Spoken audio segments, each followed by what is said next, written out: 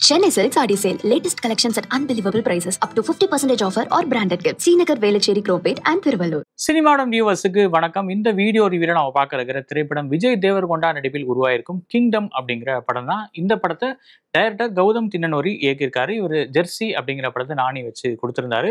So அந்த படத்தோட positive vibes இந்த படத்துலையும் கண்டினியூ ஆகுதா.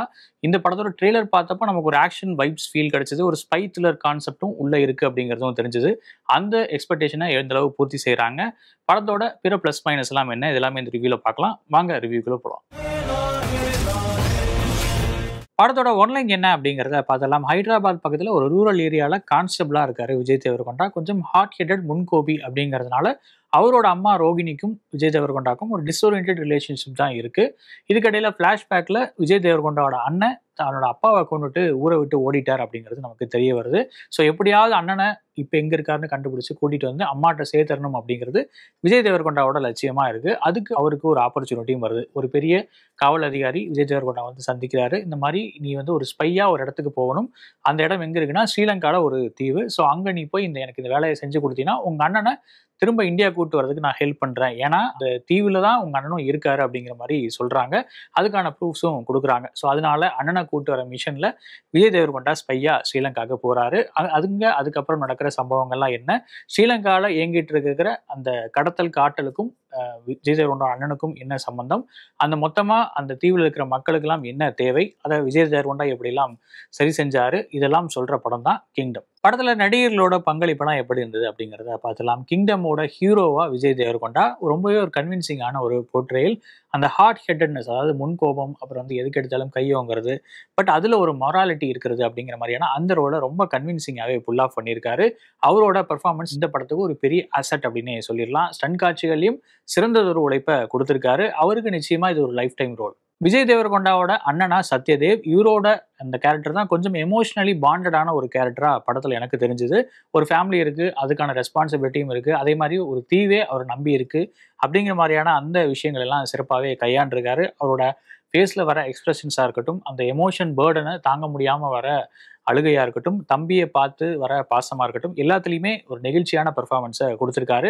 ஆக்ஷன் காட்சிகளையும் சிறந்த ஒரு ஒழிப்பை கொடுத்துருக்காரு. அவருக்குமே நிச்சயமாக பாராட்டுகள். அடுத்ததாக ஸ்ரீலங்காவில் இருக்கிற ஒரு டாக்டரா நாயகி பாக்யஸ்ரீ. அவங்க நாயகின்னு சொல்ல முடியாதான், படத்தில் ஒரு முக்கியமான கேரக்டர் அப்படின்னு கூட சொல்லிடலாம். அவங்களோட அந்த கேரக்டரை பிளேஸ் பண்ணப்பட்ட விதம், அந்த கேரக்டரை முடிஞ்சளவு அந்த ஃபர்ஸ்ட் ஹாஃப்ல கதைக்குள்ள கொண்டு வந்த விதம், இதெல்லாமே ரொம்ப சிறப்பாகவே இருந்தது. ரொம்ப ஆர்கானிக்காகவும் ஃபீல் ஆச்சு. அவங்களோட பெர்ஃபார்மன்ஸும் நீட்டாகவே இருந்தது. அந்த ரோலுக்கு தேவையான விஷயங்களை பண்ணியிருந்தாங்க. ரொம்ப ஃபோர்ஸ்டாக ரொமான்டிக் ட்ராக்குள்ளெல்லாம் போகாமல் கதைக்கு அவங்க பங்காற்றுறாங்க அப்படிங்கிற லெவலில் மட்டும் அந்த ரோலை அணுகியிருந்தது. நிச்சயமாக அப்ரிஷியேட் பண்ண வேண்டியது. படத்தோட பிரதான வில்லன் முருகனாக வெங்கடேஷ் விபி, அவரோட அந்த பெர்ஃபார்மன்ஸ் நிச்சயமாக இந்த படத்துக்கு இன்னொரு பெரிய பூஸ்டப் அப்படின்னே சொல்லிடலாம். கொஞ்சம் கேரிகேச்சர் அங்கங்கே ஃபீல் ஆனாலும் நிறைய இடங்கள்ல நல்லாவே ஸ்கோர் பண்ணியிருக்காரு. அந்த கோபத்தை வெளிப்படுத்துகிற இடம், அவரை பார்த்தா நமக்கு டெரரான ஃபீல் வரணும், அதையும் கொண்டு வர விதம், இதெல்லாமே சிறப்பாகவே இருந்தது.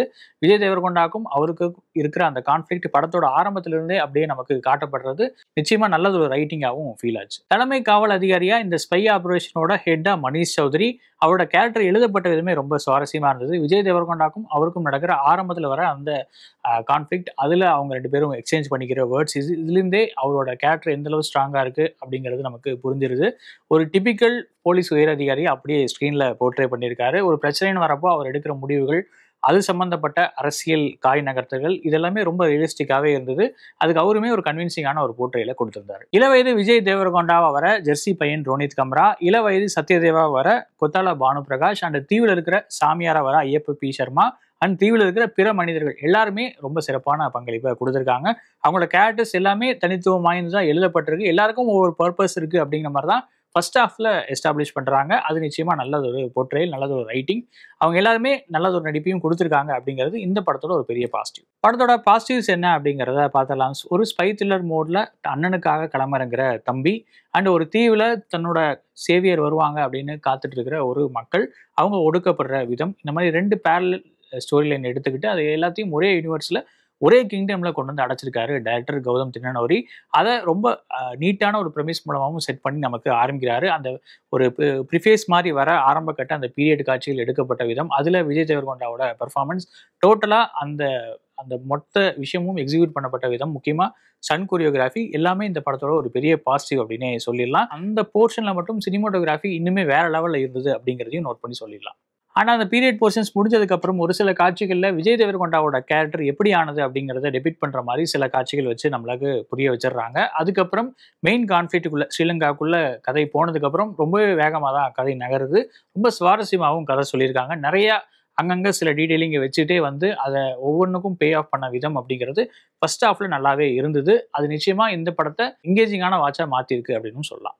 அடுத்த விஜய் தேவரகொண்டா கேரக்டருக்கு இருக்கிற ஒரு மிஷன் அண்ட் அவரோட அண்ணன் சத்யதேவுக்கு அந்த தீவிர இருக்கிற ஒரு மாரல் ரெஸ்பான்சிபிலிட்டிஸ், இது எல்லாத்துக்கும் ஒரு மாரல் டைலமா கிரியேட் ஆயிருது. இதுல எது சரியான முடிவு, எந்த பாதையை தேர்ந்தெடுக்கணும் அப்படிங்கிற குழப்பம் ரெண்டு கேரக்டருக்குமே ஏற்படுது. அந்த டிராமா கொஞ்சம் நல்லாவே இருந்தது. பட் அது கொஞ்ச நேரத்துக்கு தான் வருது அப்படிங்கிறது மட்டும்தான் ஒரு சின்ன குறை.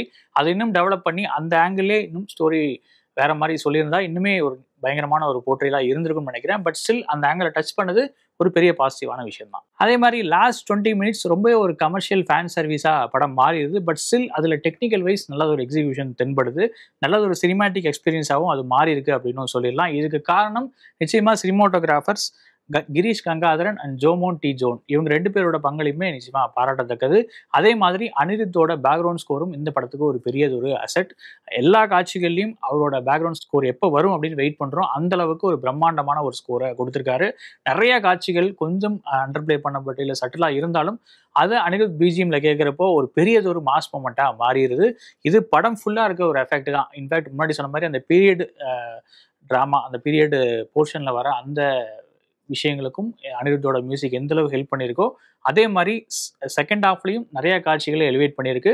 செகண்ட் ஹாஃப்ல கொஞ்சம் அண்டர் கரண்ட்ல ரைட்டிங் போயிட்டாலும் அந்த பேக்ரவுண்ட் ஸ்கோரை வச்சு படத்தை ஃபுல்லாக மேட்ச் பண்ணியிருக்காங்க அப்படின்னு சொல்லிடலாம். இந்த மிரட்டலான ரைட்டிங் அண்ட் எக்ஸிகியூஷனுக்கு ஒரு பிரைம் எக்ஸாம்பிள் படத்தில் சொல்லணும் அப்படின்னா ஒரு பிரிட்ஜ் சீக்வன்ஸ் ஒன்று வரும். அந்த சீக்வன்ஸை கன்சீவ் பண்ண விதம், அதுக்கு அனிருத் போட்டிருக்கிற அந்த பேக்ரவுண்ட் ஸ்கோர், அதில் விஜய் தேவரகொண்டா அண்ட் சத்யதேவோட பெர்ஃபார்மன்ஸ், என்டையரா அந்த சீனை கொரியோகிராஃப் பண்ணப்பட்ட விதம் நிச்சயமா கமர்ஷியல் சினிமாவோட ஒரு உச்சம் அப்படின்னு சொல்லலாம். படத்துல இதெல்லாம் பெட்டரா இருந்திருக்கலாம் அப்படிங்கிறத பார்த்தலாம். நல்லா எழுதப்பட்ட, நல்லா எடுக்கப்பட்ட ஃபர்ஸ்ட் ஹாஃபுக்கு திருஷ்டி சுத்தி போற மாதிரி தான் இருக்கு. செகண்ட் ஹாஃப் ரொம்ப ஃபிளாட்டா, ரொம்ப ப்ரெடிக்டபிளா மாறிடுது.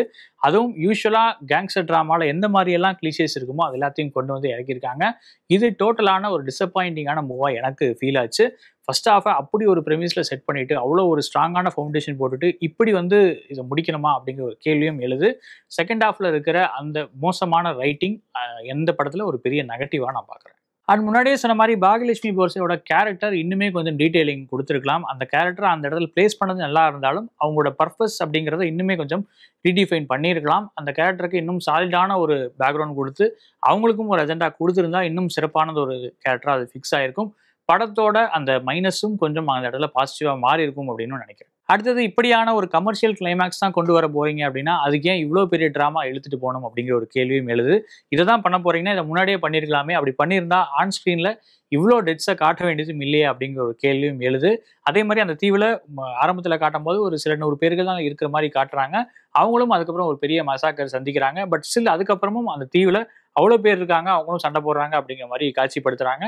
அதுல கொஞ்சம் கிளாரிட்டி மிஸ் ஆகுது. அதே மாதிரி டோட்டலாவே இந்த படத்துல டைரக்டர் செல்வராகவன் எடுத்த 1000ல் ஒருவன், விஷால் நடித்த தோரணை தொடங்கி சமீபத்துல சூர்யா நடிச்ச வெளிவந்த ரெட்ரோ வரைக்கும் அந்த படங்களோட தாக்கம் ஓரளவு இருக்கிறது அப்படியே எவிடென்ட்டாவே தெரியுது. அதை பார்த்து தான் இன்ஸ்பயர் ஆயிருக்காரு அப்படின்லாம் சொல்ல முடியாது அப்படின்னாலுமே பட் ஸ்டில் ஸ்டோரி லைனும் பிளாட்டும் கொஞ்சம் அந்த சிமிலர் மேட்சஸை எடுத்துட்டு வருது அப்படிங்கிறது நோட் பண்ண வேண்டிய விஷயம். அது ஒரு மைனஸாக தான் எனக்கு ஃபீல் ஆச்சு. படத்தோட ஓவரால் வெர்டிக்ட் என்ன அப்படின்னா நிச்சயமா எக்ஸலண்டான ஒரு ஃபர்ஸ்ட் ஹாஃப். அதை ஃபர்ஸ்ட் ஹாஃப்ல இருக்கிற அந்த சாலிடான ரைட்டிங்கும் எக்ஸிகியூஷனும் செகண்ட் ஹாஃப்ல டோட்டலா மிஸ் ஆனது தான் ஒரு பெரிய பிரச்சனை. அதனாலே இந்த படத்தை நான் வந்து ஒரு எபோவ் ஆவரேஜ் அப்படிங்கிற மாதிரி ரேட் பண்ணுவேன். செகண்ட் ஹாஃப்லையும் கொஞ்சம் மொமெண்டம் கீப் அப் பண்ணி இந்த ஃபிளாஸ்லாம் சரி பண்ணியிருந்தா நிச்சயமா இது ஒரு எக்ஸலண்டான வாட்சா மாறிறதுக்கான எல்லா பொட்டன்ஷியலும் உண்டு. பட் ஸ்டில் இப்போ எபோவ் ஆவரேஜுக்கு செட்டில் ஆகிக்கலாம். ஒருவேளை இந்த படத்தை நீங்க பார்த்துருந்தீங்க அப்படின்னா உங்களோட வியூ என்ன அப்படிங்கிறத கமெண்ட்ல சொல்லுங்க. வேற ஒரு ரிவ்யூல உங்களை மீட் பண்றேன். நன்றி, வணக்கம். Chennai Silks Adi Sale. Latest collections at unbelievable prices. Up to 50% offer or branded gifts. Srinagar, Velachery, Cropate and Thiruvallur.